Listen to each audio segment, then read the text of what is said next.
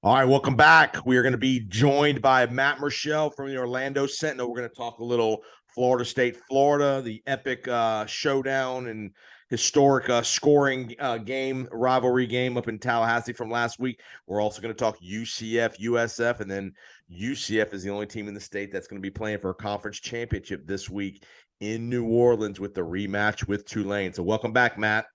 Oh, thanks for having me back.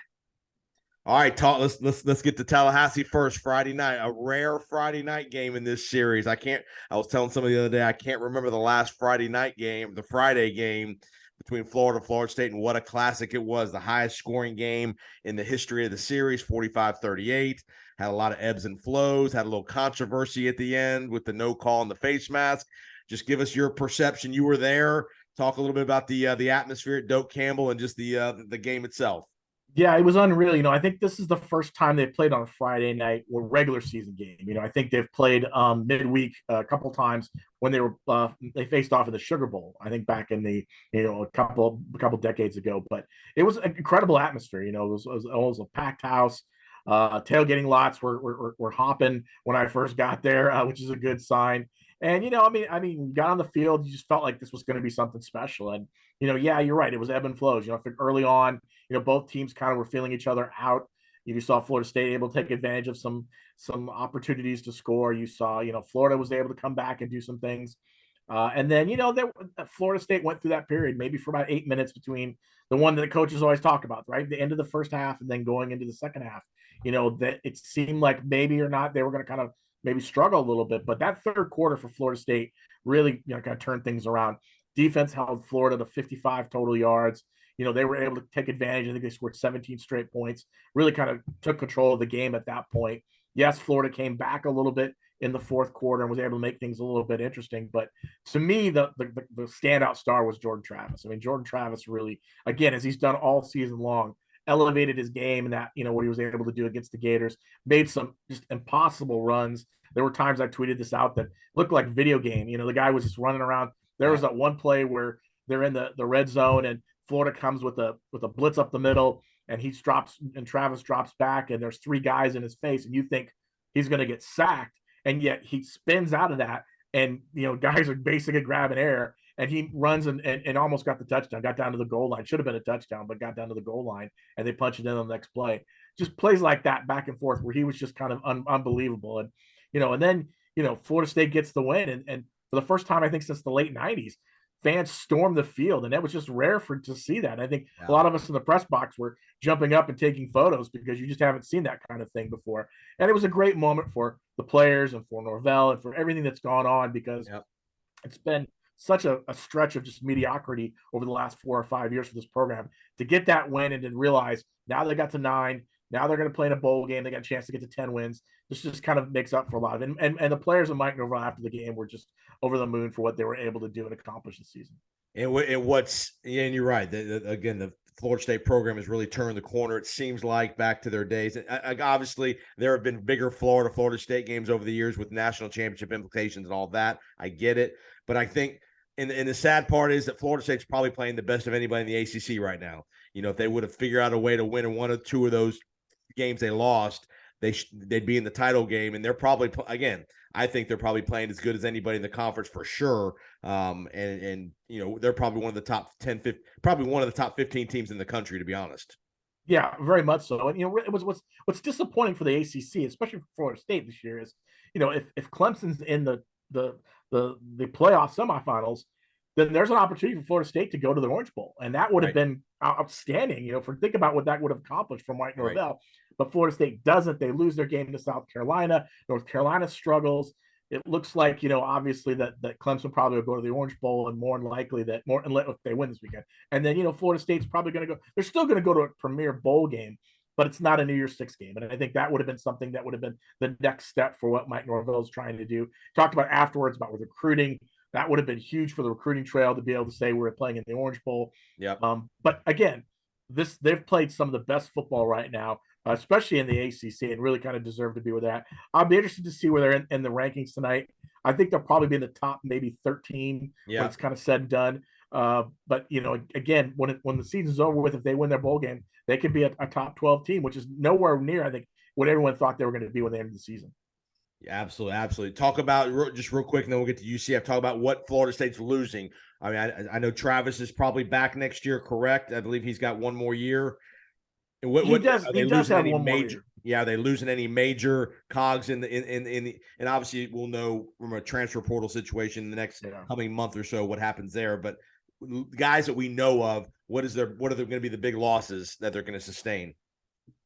Well, more than likely, Jared Verse is gone, which is, I mean, he was the 1 year transfer, came in from Albany, had a tremendous year. I think a lot of people have him projected to be a first round, NFL pick. It's hard to turn that down considering he really was not highly recruited coming out of high school to make the move he's made. My guess is he's probably gone. Robert Cooper, the nose tackle, was a senior. Fabian Levitt is a redshirt junior, but he's probably going to be gone. Those guys have it. Jamie Robinson, the talented safety, more than likely he's probably going to go as well. Johnny Wilson, the transfer receiver from Arizona State, he might decide to leave. No one's made any official announcements yet, but you can see him maybe making a check. He's got the size and build that a lot of NFL teams will be attracted to, maybe to bring in, even whether it's just for a scout, for practice team starting out or getting on the field itself. Again, some other guys maybe, but I think there are a lot of these guys on this team. Dylan Gibbons, the offensive lineman, is another one who's a senior who's leaving. He'll be done. Yeah. And there might be another person here or there, but I think right at this point they have a good basis right now. If they don't lose, and I think Jordan Travis comes back. I don't think. I mean, he could leave, but if I'm looking at him and the projections, I don't think he's in the top 15 when it comes to being drafted quarterbacks. Yeah, so I agree. Why not come back and give them a strong year? And I think that says a lot. So, but I agree with you. The transfer portal opens up December 5th. So you're going to see some guys who are probably going to jump in there. There may be a few surprises here or there, but at this point, nothing that stands out in my mind. All right, let's transition to UCF. UCF was in again another wild game, probably two of the more wilder games in the country. We're probably here in the state of Florida with the rivalry games. USF, and UCF. Excuse me.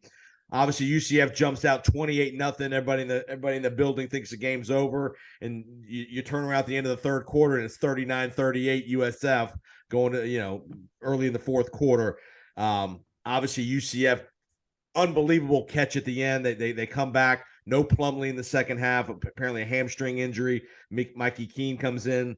Again, they struggle a little bit, but give USF credit. They hung around, but an incredible catch by the UCF receiver there at the end.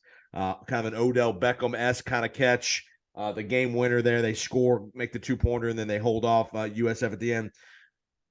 They had to win the game, obviously, because of the conference or the AAC championship scenario. So just talk about UCF. Did you get any sense from Malzahn post game that they let up, or is it just more the effects of a rivalry game of why that game was so wild? I think it's a little bit of effects of a rivalry game. I also think UCF made some mistakes. In the third quarter, they went through a period there where they turned the ball over like almost was it 2 or 3 straight times. And, yeah, you can't make those mistakes. Fumbles that they're not accustomed to making. This was, as I mentioned, going into this week. For USF, this was their bowl game. Sure. You're a one-win team. You're playing your rival. You have an opportunity to beat them and disrupt what their plans are, maybe knock them out of the conference championship race as they're going out the door to the Big 12. I mean, USF would have loved to have done that. And you saw them play that way in the second half. And John Rice Plumlee obviously has been dealing with a hamstring issue over the last couple of games, hasn't been able to play a full game both the last 2 weeks. Mikey Keene has been outstanding coming in relief. Did an excellent job in the second half. I know there were some plays where they would love to have the ball back after turning it over. But then late in the game, when UCF needed to get a score, they're able to do Alec Dollar with that one-handed catch at the end. Probably will go down as the best catch in UCF history. They've had some good ones, but I think that one, because of what it meant to them, the idea that the conference championship game saves their season, so to speak. I think that will go down as one of the greatest catches they've had. But again, when you make mistakes, when you turn the football over, when you get sloppy, I think that's where teams get an opportunity to come in the door. And I think if you're Gus Malzahn, that's a little bit of a concern, especially considering you're coming off to Navy where you didn't play well. They aren't playing, I would say, like great at this moment, but they're playing good enough to win games. Now, going up against Tulane, they're going to have to play great because Tulane really is kind of firing on all cylinders. You saw what they did against Cincinnati, and they're playing at home. And so, for UCF, they can't turn the ball over as much as they did against USF. Yeah, and if you remember, folks, Tulane and UCF played only a couple weeks ago in New Orleans. Same scenario in Tulane. The running game of Plumlee was the difference in that game. I mean, Plumlee was tremendous running the ball. They just ran the ball at Tulane and was almost unstoppable. They scored a bunch of points. Tulane made a rally late, but it came up short. How do you think this with? Do you think Malzahn kind of helped Plumlee out of that second half to try to save him for the Tulane game? Obviously, you need that's their bread and butter is the running game, especially the quarterback run really makes UCF a dangerous team, especially against Tulane. Do you think there was a little bit in the back of Gus's mind of, hey, I'm going to try to hold him out and try to survive this game with Mikey Keene? No. I think if that would have been the case, I mean, listen, when USF took the lead 39-38, there's no way if that is the case, and Gus never indicated that. If that is the case, that Gus was playing with fire, because I mean, if they'd lost that game and that was the case, that was your one chance to get there. I think Plumlee has been just kind of a little bit banged up. Okay. Now, and I think will be important to see is they haven't announced whether he's going to start the game or whether it's going to be Mikey King. My guess is Plumlee will start the game, but I think Gus now knows, okay, I've got Mikey in the back pocket. I can always bring him out for different scenarios. Maybe give him an opportunity if Plumlee struggles a little bit or is still hampered. They'll give him an opportunity to go out there. I mean, this to me is going to come down to running the football again. I think UCF wants to do what they've done well. They want to run the football. I think they want to take opportunity shots down the field. They want to take advantage of some explosive plays if they can. I think to me, it's going to come down to their defense. UCF's defense has really got to step up. They've struggled over the last 3 or 4 weeks. They haven't been nearly as solid. I thought they did a good job against Navy, kind of keeping Navy down, running the football. But they're going to have to stop Tulane. And Tulane is red hot. And, I know when they met 2 weeks ago, it wasn't really a great crowd. I mean, I know a lot of people complained about the fact that Tulane fans didn't show up, but they're going to show up for this game because this is a conference championship game. So I think UCF has to just play the kind of football that they're used to playing, tune out everything else that's going on around them, get the crowd out of the game, and just take care of the football. I mean, those are the things that they've done really well. I mean, they've got opportunities to score some points here, and as long as they can protect the quarterback, where they've struggled this year is where they haven't been able to get the offense going because the quarterback's been under too much pressure. They got to protect quarterback, whether it's John Rice Plumlee or whether it's Mike King. I think the other caveat in this game is from Tulane's side. Most likely, this is the last game for Willie Fritz. A lot of speculation that he's going to go to Georgia Tech, somewhere. He's probably not going to be the coach at Tulane next year because of his success. So I think there's 2 ways. The players can either take the point of they're disappointed that he's leaving, or this is their Super Bowl, the first time they've been in a championship game in forever. They're hosting it in their building in New Orleans. I think you're going to get a great effort potentially out of Tulane again, and as you know in sports, hard to beat a team a second time in the same year. Tough to meet, especially at this level of play where the talent level is pretty similar between both teams. Both games are at Tulane. You would think that crowd would be more of a factor, but again, you're right. We'll be very dependent on can Tulane stop that UCF running game because they ran the ball at will the first meeting. Yeah, and I agree with you. I think it's going to be for Willie. It's going to be about Willie Fritz. It's going to be about how do you kind of temper those, those rumors. I mean, because it looked like at one point Sunday night he was gone. He was going to go to Georgia Tech. Now that's changed a little bit. Now whether that means he's not going to get open the job or whether Georgia Tech is maybe looking around some more just to see who else is out there, that remains to be seen. But still, those rumors swirling around the program are something that he's going to have to address and make sure his players focus.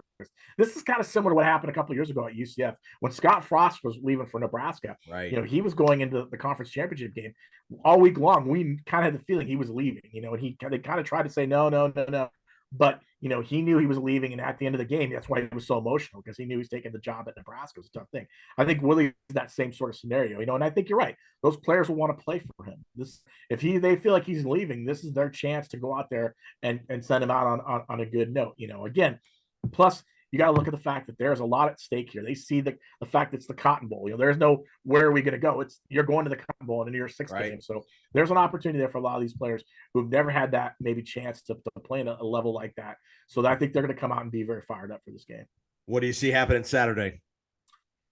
I think it's going to be a close game. I agree with you. I mean, I think UCF can still win this game if Plumlee plays the way he did like the first time. I think they're a little bit better team. But again, if they turn the football over like they did against USF, Tulane has a lot really kind of a lot of momentum in the going into this game, and you hope that maybe they're a little bit banged up after the Cincinnati game, but I think UCF comes out of this just barely. But I mean, again, it's going to depend on where they can keep track of the football. And I think if Plumlee can't play the entire game, I think Tulane wins. I think if Plumlee can play the whole game, his legs were a major factor in the last meeting. I think they'll figure out a way to get it done if he's able to go the whole distance. But if Mikey Keene has to come in, not because he's not a good player, but just because it's a different style of offense with UCF with Mikey Keene in the game than it is with Plumlee. And I think the Plumlee's legs were the difference the first time. So if Plumlee plays the whole game, give UCF a great chance. If Plumlee can't go the whole way, I think Tulane will figure out a way to get it done at home. Yeah, I think Keene, Keene has experience. What'd be interesting to me is it's a different offense with Keene. I mean, they're going to throw the ball around a lot more. And he's a much better accurate quarterback. So, again, that's a challenge for Tulane. Do they have to prepare for two quarterbacks? Because if Plumlee can't go, Keene come in there and they're going to do some different things. They're going to throw the ball a lot more. They're going to try to take advantage of deep balls. And those are things they may try to do anyway. So I think it's going to be a little bit of a challenge, but I agree that I think Plumlee is a different dimension for them, and I think it would be a little more of a challenge for Tulane to have to contain him. Well, Matt, keep up the great work, man. Tell everybody where they can find all your great work online. They can go to OrlandoSentinel.com, or they can follow me on Twitter at @OSMattMurschel. And if you're watching on the Jason Powers Sports Channel, you can see Matt's Twitter handle right behind him, sitting in his nice office with all his memorabilia and all that good stuff. And hope you had a great Thanksgiving, Matt. I really appreciate the time. All right. Thank you. I appreciate it. Talk soon. Matt Murschel, Orlando Sentinel. We'll be right back.